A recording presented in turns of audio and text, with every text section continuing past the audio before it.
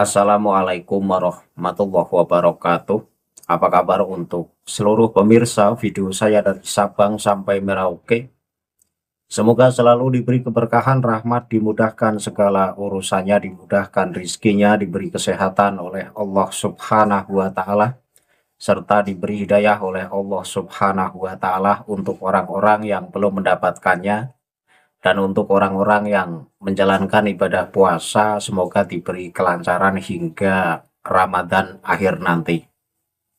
Kali ini saya akan mengomentari satu ceramah oleh Wali Kota Pekalongan di acara pembukaan Maulid, bahwa Wali Kota tersebut mengatakan bahwa pentingnya kerukunan umat dan pentingnya kerukunan bangsa, agar para habaib, agar para ulama ini tidak terpecah belah, karena selama ini para habaib dan para ulama ini banyak yang mencaci.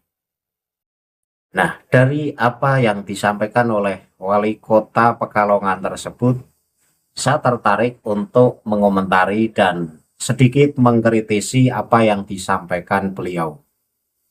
Namun sebelum masuk pada pembahasan itu, untuk seluruh penonton dari manapun semua yang belum subscribe channel saya, bisa tekan tombol subscribe, kemudian like serta share video ini ke teman-teman semua, agar yang belum tahu menjadi tahu. Yakinlah bahwa munculnya channel ini semata-mata untuk mengedukasi kepada seluruh umat muslim di Indonesia, agar tidak terjerat oleh doktrin-doktrin sesat yang dilancarkan oleh golongan yang mengaku sebagai keturunan Rasulullah. Selanjutnya, sebagai bahan materi pembahasan, saya tampilkan satu cuplikan ceramah dari Wali Kota Pekalongan yang durasinya sekitar 1 menit. Penonton bisa simak video yang akan tayang berikut ini. Inilah kita betul-betul mempererat umat dan bangsa supaya kita tidak bisa atau tidak digampang dipecah belah. Habaib, nggih, Pak Yai, Romo Yai, semuanya sudah banyak yang mencaci maki. Yang jelas bukan orang Pekalongan, nggih, Bapak Ibu, nggih. Bukan orang Pekalongan.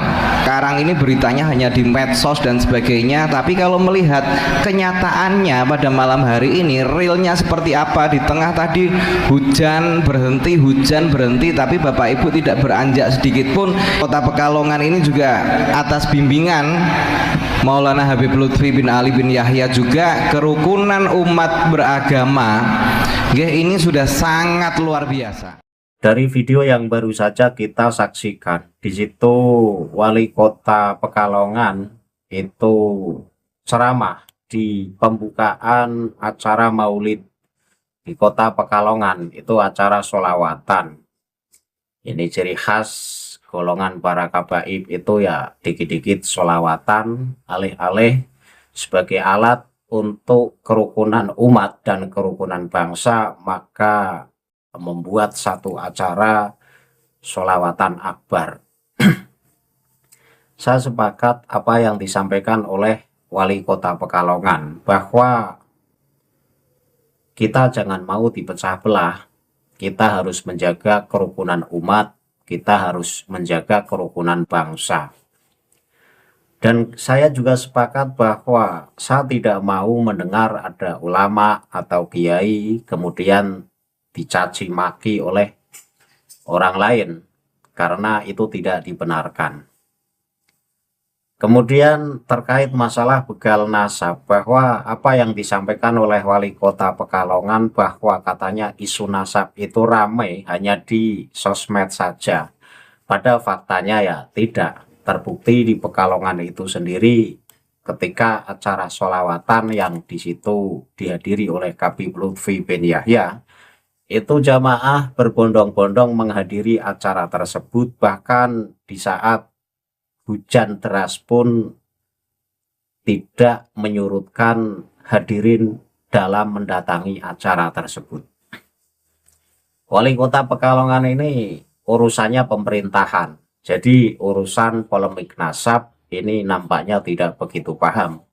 Karena apa? Karena terkait kajian nasab ini adalah sebuah kajian yang berbasis keilmuan. Butuh pendalaman, mengkaji kitab-kitab nasab, mengkaji kitab-kitab sejarah, kemudian baru bisa disimpulkan Ba'alawi sebagai orang yang hanya ngaku-ngaku sebagai keturunan Rasulullah, yang pada faktanya ternyata Arab saja bukan, apalagi keturunan Rasulullah. Nah, soal isu katanya sekarang ini kiai banyak dicaci maki hanya karena bermula dari polemik nasab, ini tidak dibenarkan.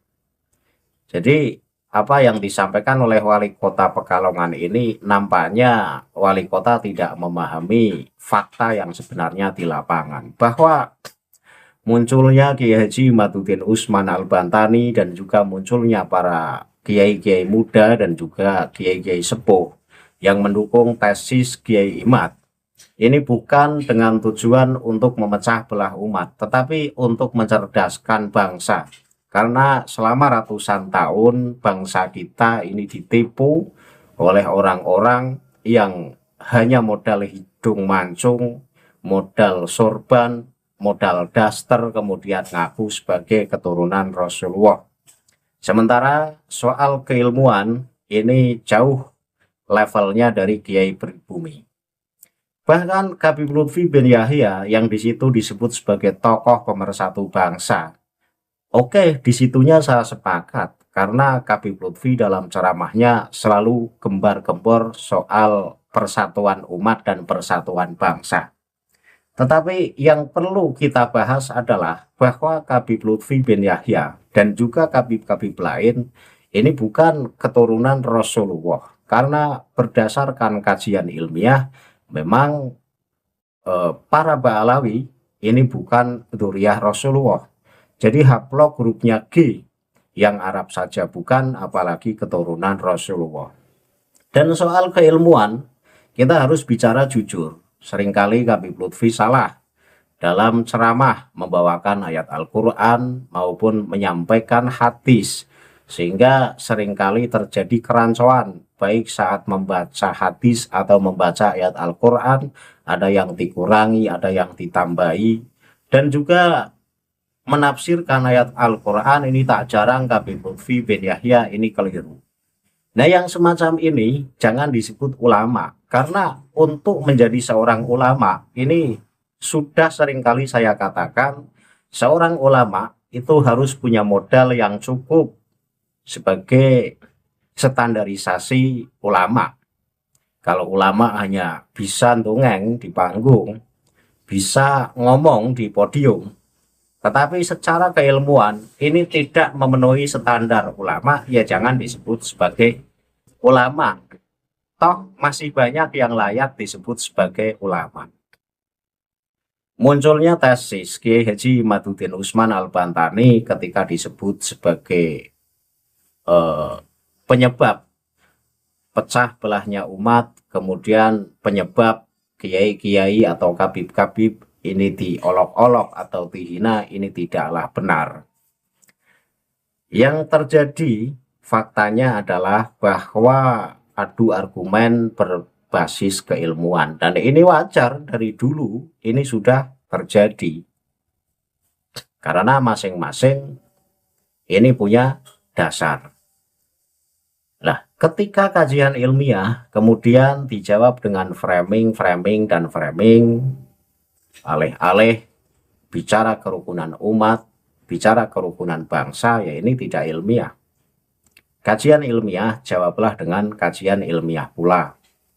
Ya, ketika memang dalam kajian ilmiah ditemukan Ba'alawi bukan keturunan Rasulullah, ya jika tidak setuju jawab dengan argumen yang membuat kami puas. Nyatanya sampai saat ini tidak ada kajian yang mampu menjawab tesis Kiai Haji Imaduddin Usman Al-Bantani. Dan ketika para kabib Ba'alawi disuruh tes DNA sebagai salah satu cara untuk memverifikasi apakah Ba'alawi keturunan Rasulullah atau bukan, ini melipir-melipir terus. Nah, inilah yang menjadikan kami semakin yakin bahwa Ba'alawi bukan keturunan Rasulullah. Di samping kajian nasab dan kajian sejarah ini sudah membuktikannya. Nah, kemudian apa yang disampaikan oleh Wali Kota Pekalongan bahwa isu nasab, geger nasab ini hanya di sosmed. Ternyata di Pekalongan ini ya sepi. Ini tidaklah benar. Wong saya ini kan orang yang dekat dengan Pekalongan, jejer Pekalongan saya. Dan teman-teman saya selama saya mesantren, itu banyak yang dari Pekalongan pun punya pemikiran yang sama dengan saya, bahwa merasa kita-kita ini ditipu oleh orang-orang yang hanya modal hidung mancung dan sorban serta daster. Ketika dikatakan di Pekalongan adem ayem, sepi terkait polemik nasab, itu tidaklah benar. Banyak orang-orang yang dari Pekalongan yang sudah mulai cerdas dan mulai terbuka mata hatinya, sehingga tidak menganggap Mbah Alawi sebagai keturunan Rasulullah. Jika mau dicek secara jujur, pengajian Habib Lutfi bin Yahya rutinannya pun sekarang sepi. Jadi saya tahu betul, karena saya ini orang yang dekat dengan Pekalongan, jejer Pekalongan saya. Dan teman-teman saya di Pekalongan banyak, baik teman usaha maupun teman mesantren dulu. Nah, apa yang disampaikan oleh Wali Kota Pekalongan itu hanya trik dari seorang pemimpin untuk menutupi fakta yang sebenarnya terjadi. Jadi alih-alih mau mengatakan di Pekalongan isu nasab sepi, rakyatnya itu rukun, adem ayem, tidak menghiraukan terkait nasab Mbah Alawi, itu bohong. Faktanya ya banyak orang Pekalongan yang sudah tidak menganggap bahwa Mbah Alawi sebagai keturunan Rasulullah. Bahkan sudah mulai cerdas dan sudah mulai bisa berpikir waras. Karena setelah dicek ceramah-ceramah para Habib Mbah Alawi itu adalah ceramah yang modal ngedebrus, modal hanya bisa ngomong di podium saja, soal keilmuan itu minim atau bahkan nol. Berbeda dengan kiai-kiai Nusantara yang di situ ceramah di podium ya berbasis ilmu. Apa yang disampaikan paling tidak ya ayat-ayat Al-Quran ataupun hadis, sehingga jamaah ini dengan menghadiri ceramah-ceramah Kiai Nusantara ini tercerahkan dan tercerdaskan. Kita bisa menengok ceramah-ceramah para Habib Mbah Alawi. Di situ isinya menjunjung tinggi moyang-moyang mereka, dongeng-dongeng khurafat. Kalau tidak dongeng khurafat ya menggelar acara sholawatan. Karena apa? Ya karena untuk menutupi kebodohannya ya membuka acara sholawatan. Karena sholawatan ini jangankan kita, anak SD, anak MI pun sudah hafal itu sholawatan. Sehingga untuk menutupi kebodohan ya buatlah acara sholawatan. Tapi perlu diingat bahwa kajian Islam itu tidak hanya sebatas sholawatan, gerudak-geruduk kita membaca sholawat bersama, itu tidak. Yang perlu kita bahas adalah bahwa ajaran Islam itu luas, ajaran Islam itu tidak hanya sholawatan, kemudian memuja-muja Rasulullah semata, itu tidak. Jika kita memang menganggap bahwa kita adalah orang yang benar-benar mencintai Rasulullah, mencintai ajaran Rasulullah, ya ikutilah ajaran Rasulullah. Jadi bukti bahwa kita itu sangat hormat, sangat takzim kepada Rasulullah, ya dengan cara ikutilah ajaran Rasulullah dan tinggalkan larangan Rasulullah. Itu adalah cara yang paling baik dan benar. Kalau hanya modal sholawatan, kemudian langsung menganggap inilah pecinta Rasulullah, belum cukup. Sholawatan saja ini belum cukup. Tetapi orang yang benar-benar cinta Rasulullah adalah patuh terhadap perintah-perintah Rasulullah dan meninggalkan larangan-larangan Rasulullah. Itu yang paling penting. Dan salah satu larangan Rasulullah adalah jangan berani-berani memalsukan nasab yang bukan nasabnya karena ancamannya neraka. Ketika Mbah Alawi memang setelah melalui proses kajian ilmiah itu bukan keturunan Rasulullah, ya jangan berani-berani memalsukan nasab demi untuk kehormatan, demi untuk kehidupan enak di dunia. Karena apa? Karena Rasulullah sudah mengancam lewat hadisnya.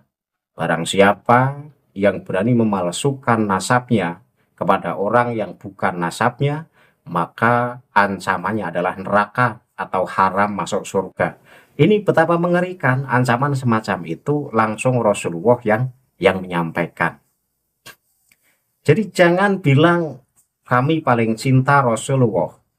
Buktinya kami selalu menggelar acara-acara sholawatan. Tapi sebenarnya Anda menghina Rasulullah. Wahai para kabib-kabib Alawi. Kenapa menghina Rasulullah? Karena sampai saat ini Anda kekeh ngaku sebagai keturunan Rasulullah. Padahal genetik Anda itu bukan dari Arab. Genetik Anda itu dari Kaukasus, Yahudi Askenazi. Itu yang benar. Jangan ingkari ilmu Allah. Jadi ilmu genetik itu juga ilmu Allah. Jangan hanya karena ketika genetik Anda itu tidak sesuai dengan harapan Anda, yaitu J1 sebagai salah satu bukti kuat Zuriyah Rasulullah Bani Hashim itu adalah J1. Kemudian ketika dites DNA hasilnya G, kemudian Anda berpaling atau mengharamkan tes DNA hanya karena hasil tes DNA-nya tidak sesuai. Ini makin membuktikan bahwa nasab Alawi itu adalah nasab bodong, nasab yang tidak asli. Karena nasab yang asli tidak gembar-gembor, itu kok. Jadi sesuatu yang palsu itu sebisa mungkin membranding dirinya asli. Ya seperti Alawi, palsu. Itu ya selalu kuar-kuar paling asli, paling soheh, bahkan nasabnya paling mulia. Ya, itu adalah ciri-ciri palsu. Beda dengan yang asli, tidak perlu gembar-gembor. Karena mau diakui orang lain atau tidak, asli tetaplah asli. Itu saja. Jadi kesimpulannya apa? Kesimpulannya apa yang disampaikan oleh Wali Kota Pekalongan, bahwa orang Pekalongan tidak menggubris terkait kajian ilmiah yang berbasis nasab, itu bohong. Nyatanya orang Pekalongan dan orang sekitar Pekalongan pun sudah banyak yang cerdas bahwa nasab Alawi adalah nasab yang tidak tersambung ke Rasulullah atau bukan keturunan Rasulullah. Akhirul kalam, billahi taufiq wal hidayah. Wassalamualaikum warahmatullahi wabarakatuh. Salam waras untuk seluruh muslim di Indonesia.